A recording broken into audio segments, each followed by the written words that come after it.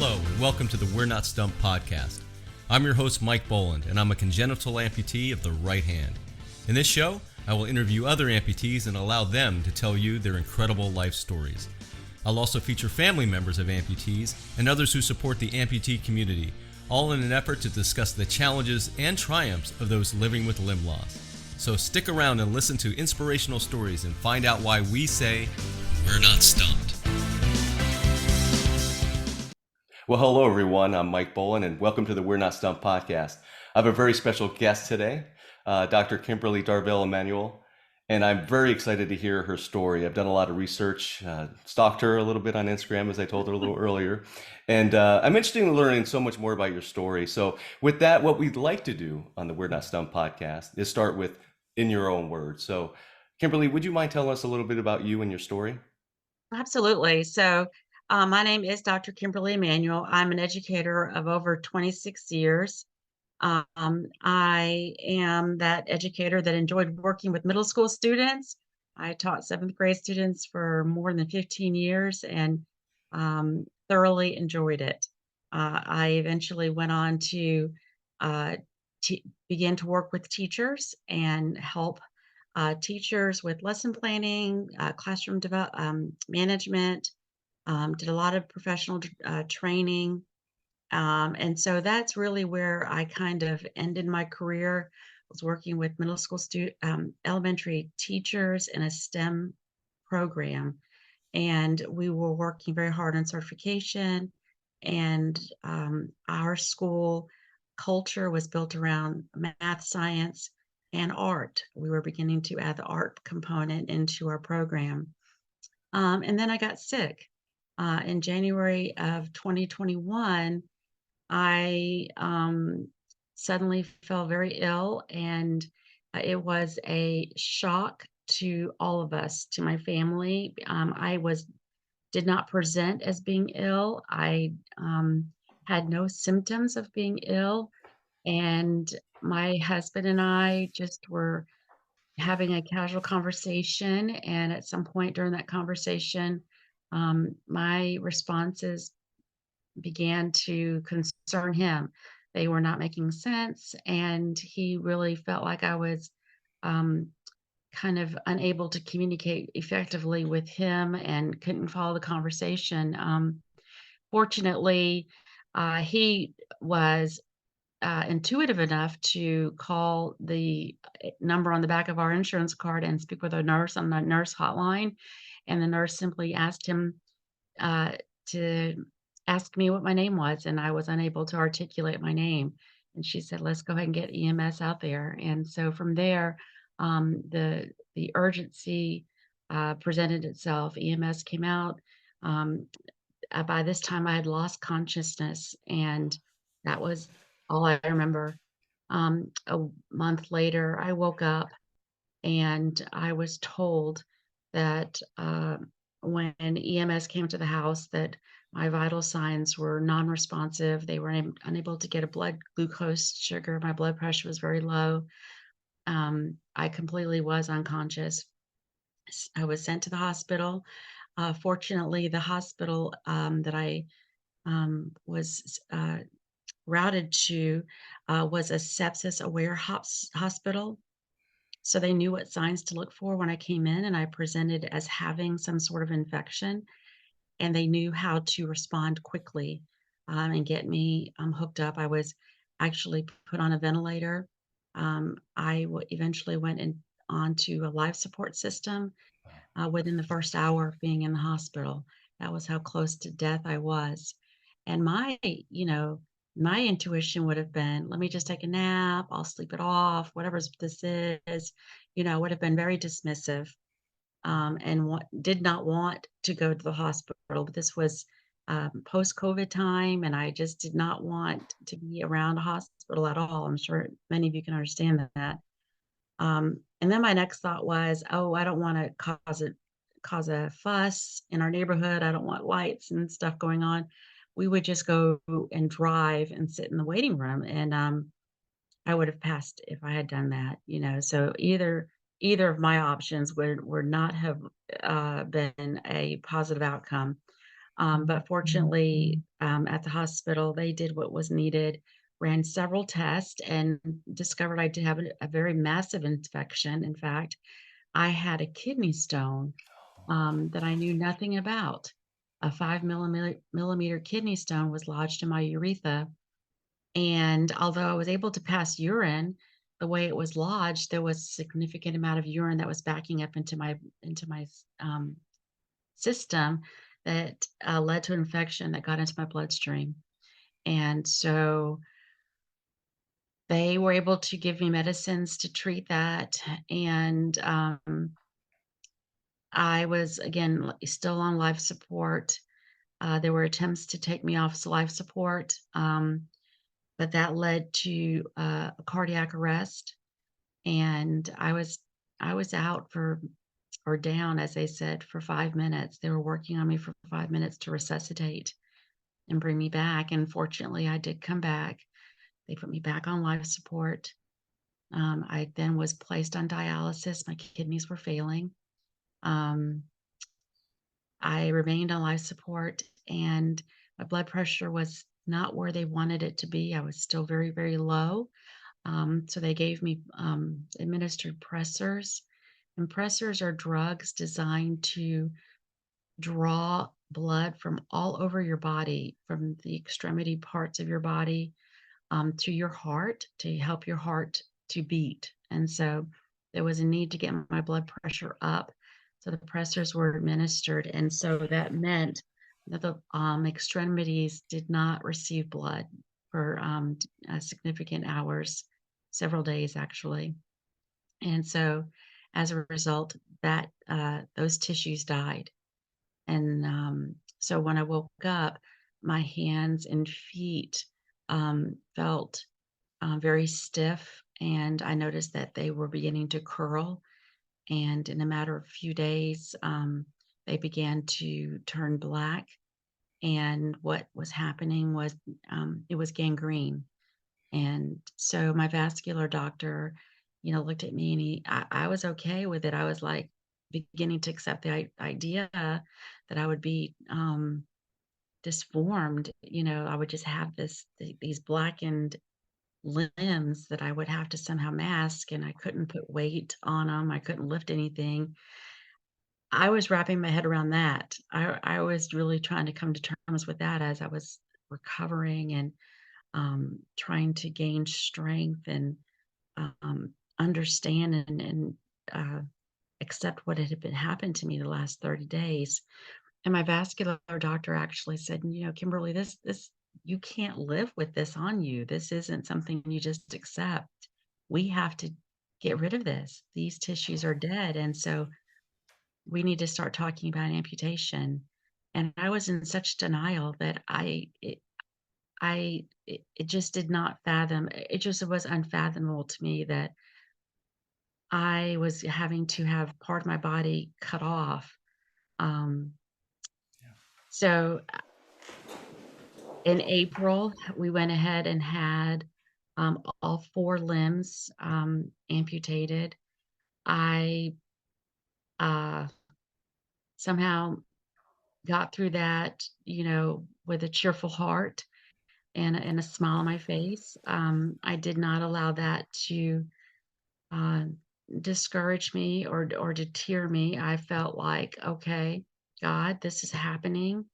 I have to accept this is happening. Somehow you're trying to get my attention. You're trying to get me to understand something greater than what's it in front of me.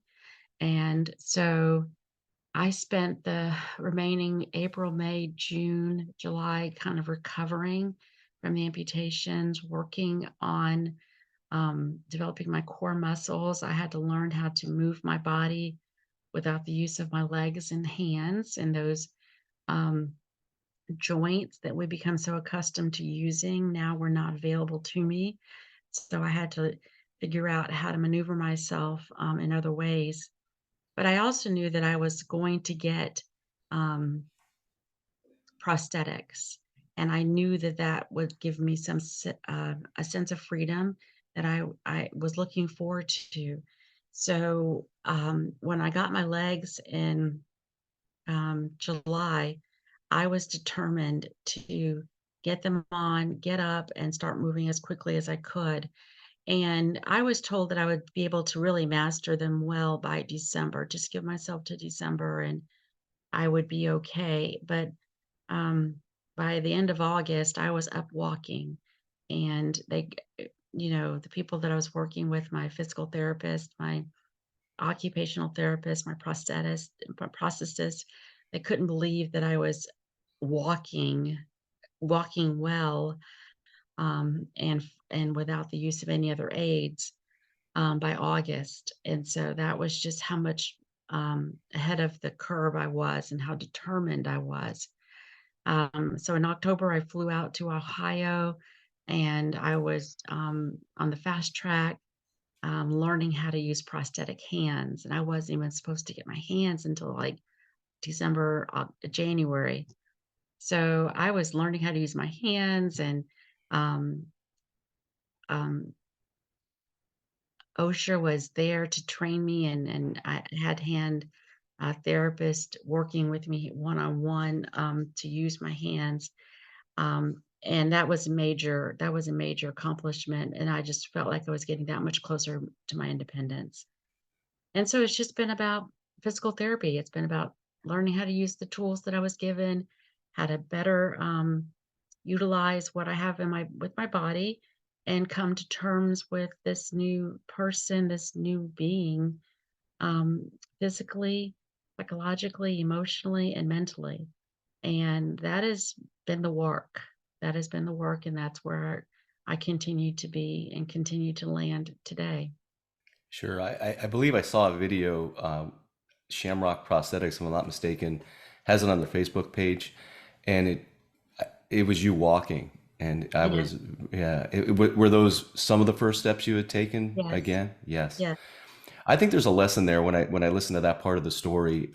All of your team, including the Shamrock Prosthetics, they're there to give you the best guess, or anyone out there, the best guess of when these things, when these milestones can happen again. But you also have to look inside yourself, and that's exactly what you did. You looked inside yourself, and there was a goal out there that someone gave you, and you were determined to make sure that you beat that goal. And that's a fantastic story right there.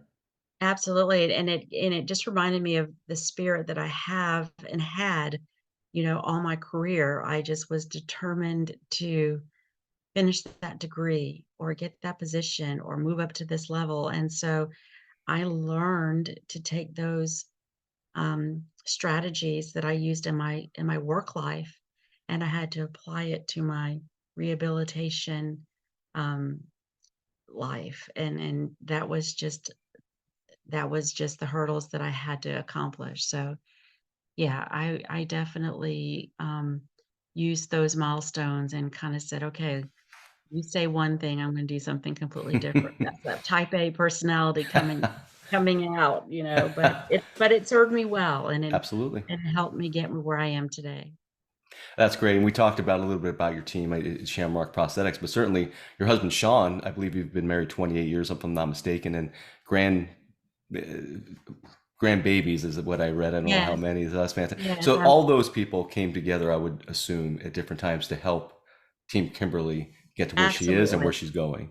absolutely, absolutely. So my husband has been my rock. I mean, this definitely rocked his world. As another family shared, he was thrusted into the role of a caregiver. And that is a very challenging, very difficult role. And, I think I did have the easy part. I laid in a bed, for 30 days, asleep, but he had to still manage the household, still work, still pay the bills, still take care of me. He was on the forefront. He definitely had to take charge in a way that none of us were prepared.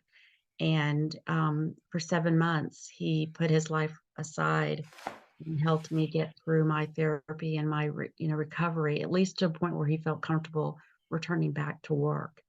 So for 7 months, he's had to step away from his job and take care of me. And I am just, totally. grateful for that, and it is very challenging. Working and being a caregiver, it's too much, and, so that's one of the things we're still reconciling now and trying to figure out how to find a balance. Um, Even this far into my recovery, it still requires a lot of effort on his part, so we are trying we're still looking for how to make this work, for the both of us at this point. Yeah, that's understandable.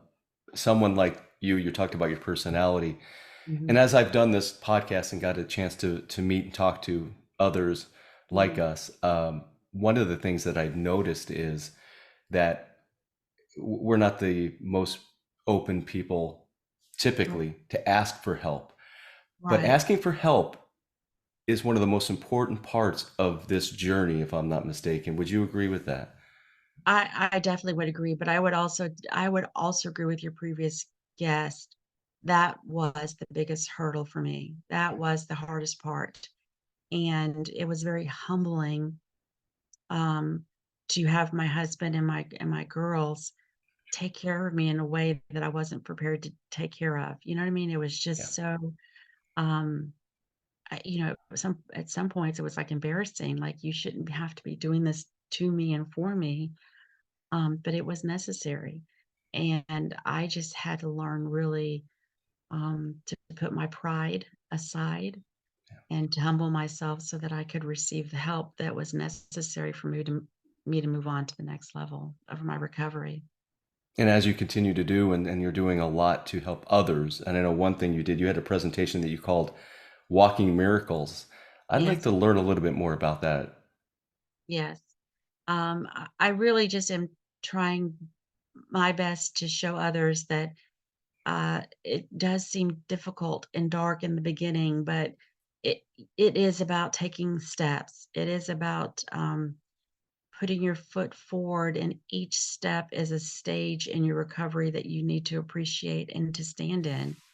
And my work is to kind of showcase every part of my recovery on a website and on my web page so that people who find themselves new to this experience and this journey can at least watch and see someone else, their path and their story, and find hope and inspiration so that they are not stuck in the early stages of depression and defeat.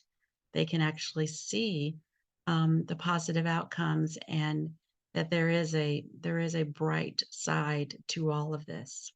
So that is the work that I'm hoping to put forward and to make available to others as they navigate this journey.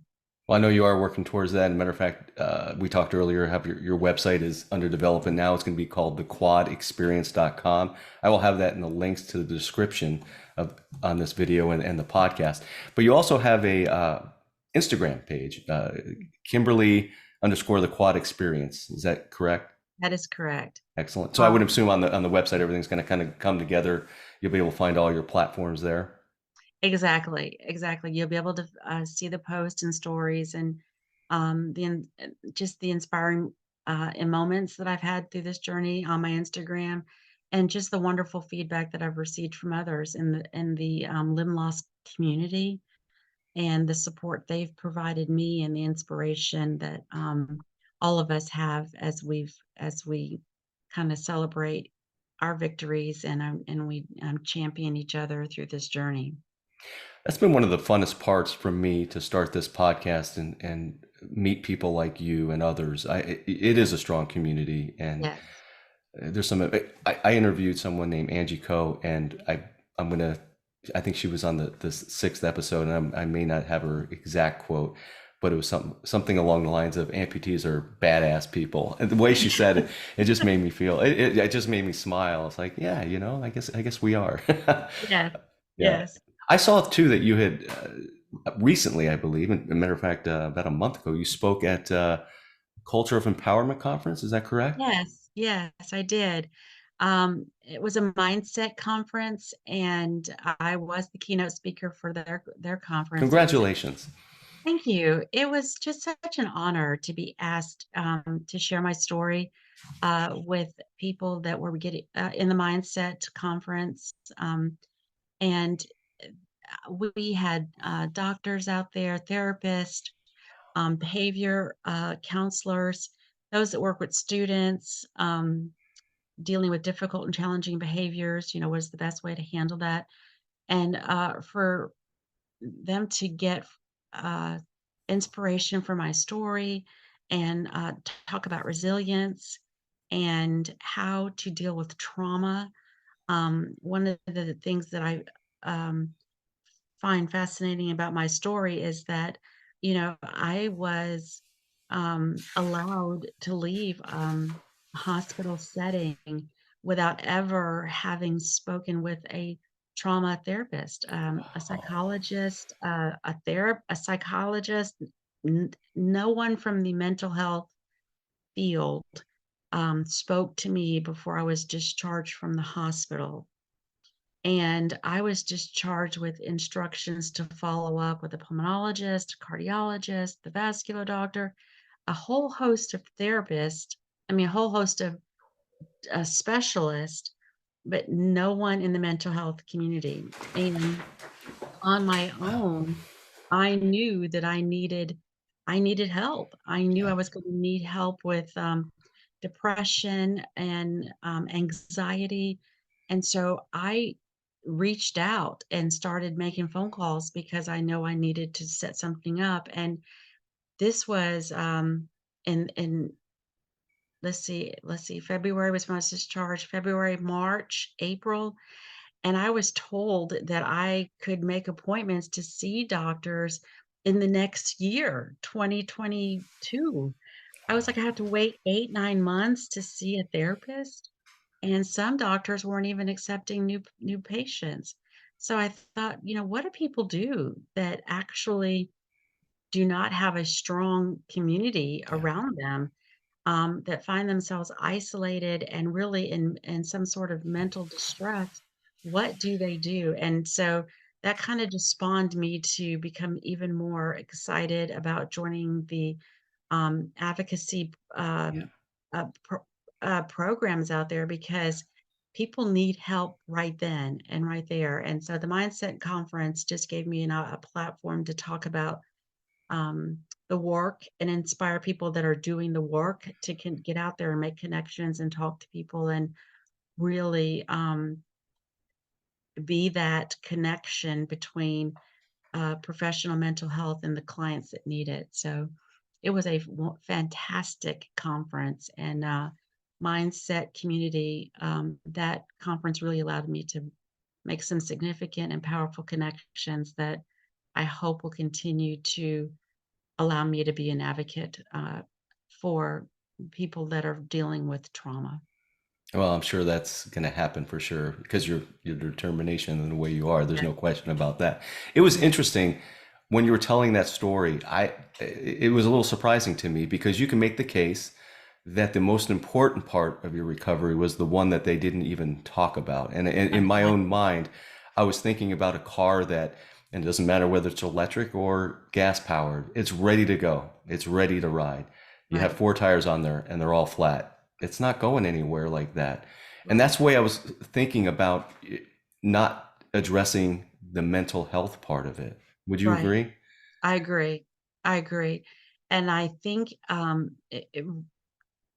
don't know that it was there's not any one fault. It Sure. just is an oversight. But I think that now, as a survivor, a sepsis survivor, I really want to go back to the hospital settings and say, you know, part of your standard operation of care should be anyone that deals with a trauma, whether it's a car accident Yeah. or an amputation, that protocol should be that someone from the mental health community needs to see this patient before they are discharged from your institution. And that is really the my assignment.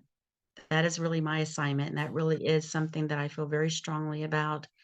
And I feel like I need to get back into that hospital setting and talk to the people or the powers that be, the ones that set protocol and say, we need to talk about making this a standard practice, so that this isn't allowed to continue. And that's how you're going to advocate as you move forward. I'm sure you're going to do a Great. lot more. And one thing I also heard in that story that I've heard from other amputees is the self advocacy part and how you need to be your own voice. Would you agree with Yes, that? I agree. And you need to find your own niche. You need to find out, what's that one part of your experience that has given you the greatest grief, but that could give you the greatest joy. Yeah. And that's the one piece that still resonates with me when I think about it every time I tell my story. I just I get caught up on that one part of my journey that just no other no other person should have to fight through. That's an easy fix, I believe, and one that I really want to be a voice for. I know some other things that you do that help people. And when you talk about voices, you're interested in adaptive fashions and you've done some modeling and you certainly do a lot of speaking. I'd like to learn a little bit more about that. Yeah, I found that you know, I guess until you're thrusted into this Yeah. world, you just don't pay attention to some things. And one of the things that I found most frustrating is once I became an amputee was finding clothes that actually I can get into and I can wear. And it's not simply pulling something off the shelf. I've had to make modifications to my clothes that really uh, fashion people in the fashion industry don't think about, Hmm. the importance of pockets, and Yeah, the need not to have zippers and buttons. And so some of those things really sound like they would make just be the obvious, yeah, just really obvious. And so the fashion designers and people in industry that have kind of caught on to the need to make clothes adaptive, I've really been excited to showcase and um, wear those that's great. designs and to kind of not just wear it for the sake of fashion, but wear it and give feedback. Give feedback to those designers and say, this would be, a lot easier if it was a little shorter, a little more cinched here and there. So I have had fun with that, and I've enjoyed um, those people, those in industry that have reached out and said, "Hey, Kimberly, would you mind wearing this, online and kind of showcasing and highlighting these products for us?" And it's been a win-win situation for both myself and for the brand. So I've enjoyed that and hope to continue to showcase that in the future. I think it's great that brands, and I don't know what brand this is, but they want to listen. I think that's extremely important Yes. because if they don't want to listen, it's barking up a tree to a certain extent. Absolutely, and Yeah, I'm excited that more and more, notable, brands are, yeah, looking to the, disabled community, for feedback and saying, "Yeah, there's a significant part of our population that do buy clothes from, Kohl's or from Target, from Adidas, that want, um, these things to be adaptable and user friendly." So I just want to put a voice to those brands and to showcase their product and show and to say, I don't have to um, look underdressed or poorly dressed because of my disability. I can wear something just as cute and just as fashionable, that have shorter sleeves or that can accommodate my prosthetics. So that's the work. you know what I think is kind of neat too. As I've grown up in my whole life like this, I've certainly seen more in probably the last 10 years amputees actually be a model for Yes. fashion as well.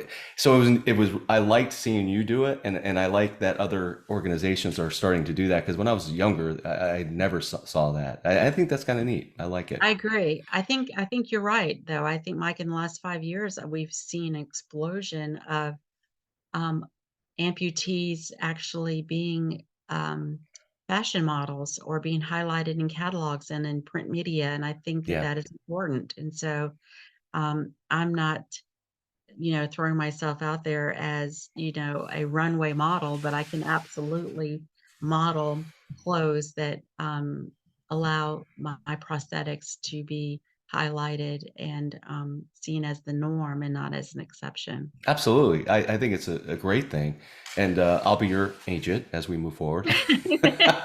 Thank you. I appreciate Yeah, that. man, I don't know if I can help you there. I thought one of as reading your story, I love this quote. Fortunately, I'm much more than my illness and disability. I have two grown adult daughters and a growing collection of grandsons. So I'd like to hear a Yeah. little bit more. You talked about Sean, but even your family. I'd like to learn a little bit more about that. Yes, yes. I have two grown daughters that are just amazing, and, they have really, shown themselves to be excellent caregivers, and again, this didn't just affect me, this affected my family and my community, but my grown girls have just, naturally evolved into wonderful caregivers, and this was at a time where they were having their own children and being a caregiver and being a mommy, for the first time, and so, shortly after I, um, recovered or was recovering, from my illness, my youngest daughter was having her first baby, and so I remember my, physical therapist just we were setting goals and, for my therapy, and I said, "Listen, my number one goal is to be able to hold my grandson." And at this time, I was a new amputee, and when he was born, I was so excited to be able to hold him and be able to, truly, cradle this new life in my hand without in my arms without hands, and I was able to support him, and we have a wonderful picture of me smiling at him and him, smiling back, and that just made all of that hard work, worth it. And so since that time, I've had a third, grandson added to, our family. So, being a mother of two girls and now having three grandsons is just fantastic. And I love it. I don't change a diaper, but I love it. I love that they can come and, lean on me and, you know, pat my legs and look at me and say, "Mimi, what is this?" And, they will learn, um, to accept me as I am, in this form. They will not ever know the former me with Yeah. legs and hands. And so this will be their norm. And so I love that the three of them are growing up and just tapping on me and accepting the bionic parts of me as normal. And so that's been wonderful. I'll tell you, we have something in common. I also have two adult daughters. No grandchildren yet, but two adult daughters, so it's fantastic. But Wonderful. Yeah. you, when you were telling that story, something that also came to my mind was thinking about your whole journey and other people's whole journey. Some people are different parts of their journey right now, but you're starting to talk about more of the happiness that it takes a while, but it's there after Yeah. as you continue. It's not always for anyone. It's not always there, but you Right. have a lot of joy in your life now, and I'd like to learn a little bit more about that, because people listening may think that may not be possible again, but you show that it is. Oh, it definitely is. And it is a daily commitment. There are days, where you just wake up and you're just like, I'm not having it. Today's not a good day. and the work starts from when you roll over and I have to physically get into my wheelchair to begin to prepare to get ready. And Michael, to be honest with you, there's days where I'll get in my wheelchair and I'll look out the window and go, just not today. I'm not feeling it. Yeah. And I'll roll back and get back in my bed and it's okay. Hmm. It's okay. I have to accept how I feel every day, and I have to just put on this commitment that this is going to be a good day and I can do it. And there are days where know that I have a full calendar, and I have to just accept that the work starts with, rolling out of that bed and rolling away from that bed in my wheelchair and putting on my legs, getting up, and starting the work. And it is a mental mindset, but it comes with a lot of support and a lot of, therapy and a lot of accepting the new version of who I am and letting go of the old version of who I was. And that was the grief process that I had to go through. I thought I was grieving the loss of my hands and my legs, but actually I was grieving the loss of my old self. Wow. And I had to let go of who I was and accept who I am today and what I'm able to do and not do. And that was a process. And I'm going to tell you, it wasn't easy, but thank goodness I gave myself grace and I gave myself time. And I think anyone new to this process has to accept that it does take time and you have to just give yourself grace where you are and say, you're okay. You're okay. Take a breath. You're making good progress and it's not easy, but this is just a journey and it just be okay with where you are. So, um, I, ex- I look forward to looking back and grabbing the next person and holding their hand and dragging them along. And that's where that peer support Yeah. and being a peer mentor is very Yeah. important and something that I take very seriously. And so on Instagram and Facebook, I've been allowed to meet people Yeah. at various stages in the journey, and I've been able to be accepted and welcomed in to their world and motivate them and support them and cheer them on and be that voice that says you can do it, but also be that confidant and listen to them and hold their hand while they're having a rough day. So all facets of that work is part of being an advocate, an advisor, a mentor, and a friend. And I accept all of those roles for all of the members of the limb loss community. And the website the quad experience, pardon me, .com. It'll be linked, like I said earlier. Certainly Facebook and Instagram, if anyone wants to get a hold of you, that's Right. another way to do it. And you're definitely a role model for being able to talk to others going through what you have gone through. Right, And exactly. one thing I'll say is I appreciate you allowing me to ask some questions. Some of these questions that maybe can be difficult to answer, but as people do their own research and go through their own journey, it's very important that they hear the answers that you're supplying. So I thank you so much for that so far in our conversation. And you're so welcome. And part of what I'm trying to do is make it easier because I remember how much research and digging we had to do. Yeah, And if I can just have people come to one website and yeah, say, here's some adaptive tools, you don't have to spend 15 hours looking for how to find, something to help you eat. yeah. I've already done all that work. So here's a place you can go. Here's a place where you can listen to other podcasts that I've done and, listen to other people that have had similar experiences. I just want to make the journey easier for the next person. That's really the intent and where my heart is in this journey. Now, it comes through in how you speak and your Mhm. knowledge and everything. I do have one other question I want to ask. I know that Sure. I was reading some information that you're looking for a service dog to help you out. Is that Yes. correct? Good. Yes. So I figured the next part of my journey, I had two significant goals in mind when I realized that I was a quad amputee, and I really had to come to terms with that. Was one, I really wanted to make sure that I could drive, and that was a huge hurdle, and I was able to accomplish that. I was able to, Congratulations. That's yes, great. get in my car and drive and be independent.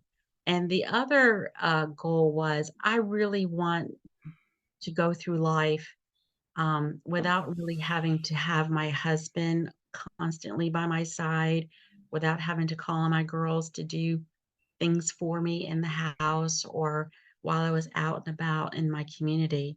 And the next um, significant part of my independence, I think, was getting a service dog and having that tool available to me to navigate throughout my home and while I was in the community. So I was accepted by an organization to receive a service dog. And so I'm waiting for my service dog to be born. And when that dog is born, I will be notified and I'll be invited to come and train with that dog. And that dog will, of course, have received some training before I meet the dog. And when I go for training, it really is to train me. I'm being trained how best to work with a dog. And so, yeah, so I have a fundraiser that will allow me to cover my expenses as it relates to going to Florida and training for 2 weeks. And Wow. so I really want to have monies set aside so that I can give this dog everything that is needed um, to come into my world and be cared for. Veterinary care, changing some things around our home to accommodate a large dog. So that is what the fundraiser is for. And this dog will be able to retrieve things for me. If Wow. I drop my glasses, the dog can pick the glasses up for me and put them on my lap. The dog will also be trained to do things like go and get clothes out of the dryer and put it in Wow. the basket and drag the basket to, a room for me, open my refrigerator and retrieve items, turn on lights in my house. I mean, so the sky is the limit, and so I was just told to dream big, and what are some things I need help with, and, the dog will be able to help me do that. So I am excited and tickled pink that I will be able to have a companion and just something that will keep me company during the day and will just be able to be an emotional friend for me, someone to keep me, keep me company, some a companion that I could take with me to the grocery store and help carry bags to my car. So I'm just excited about this next phase of my independence, and I'm looking forward to having a service dog, be part of my life. Absolutely. And you're about a quarter of the way to your goal, if I'm not mistaken. I Yeah. don't remember the exact URL. I'm going to certainly have it in the description for everyone. If you happen to know a quick way to get to that fundraiser, please let us know now. If not, again, it'll be in the description. Yeah, it's in the description. It's Give Butter. I don't remember the exact Yeah. um piece. I had to look it up as well. But yeah, there's a QR code that can be scanned. I'm not sure if you have that, Mike, that we can add that or Oh, no. definitely. I have it all ready. It'll be in the description of all the Okay. podcasts on YouTube, on everything. It'll be there. Okay. It was Okay. just, Yeah. I remember the URL string, and obviously an old web person here talking about URL strings. It wasn't the most user friendly, but that's fine. I mean, it's meant to click and it's meant to have a QR code. I just didn't remember off the top of my head. But I can't it, either. I'm sorry? I can't remember off the top of my head Yeah, either. that's a tough one. Well, I've taken a lot of your time, and I can't tell you how much I appreciate it. Your story. I'll tell you a little bit about mine. My mom always said, I'm a congenital, so I was born this way. And she says, Michael, you were meant to be like this for some reason. You have a mission in life, or however she used to say it, very similar to that. And it's hard for me to say that about you because what you went through is certainly so much different than what I went through. But I can see from how you talk and what you're doing, you're giving back, and Yeah, your reason in life is as important, probably more important now than it's ever been. I agree with you. I think I was allowed to get to a certain part in my life and my career, but I think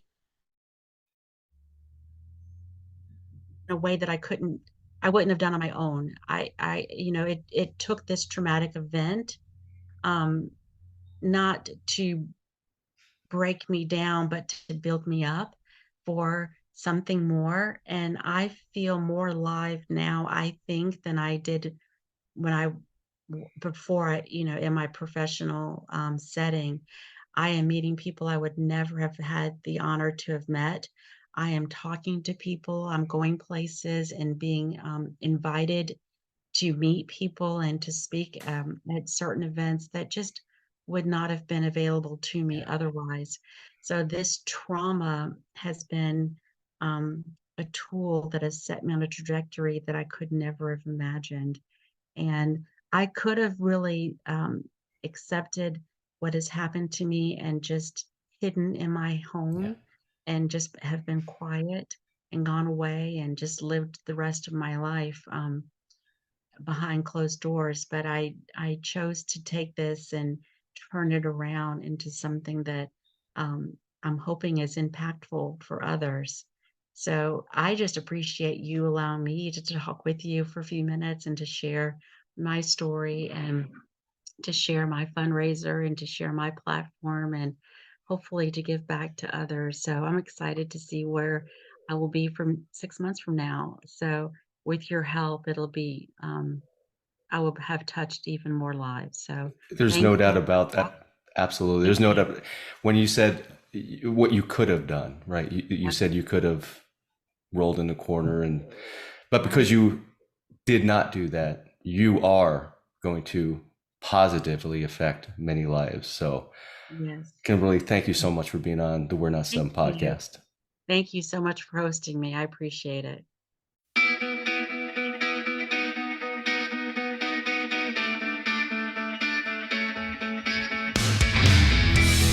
That was the We're Not Stumped podcast, hosted by Mike Boland. If you want to be a guest on the program, reach out to Mike at his email address, mike@mikeboland.com. This podcast is produced by One Hand Man Productions. If you are looking to start your podcast, go to onehandmanproductions.com.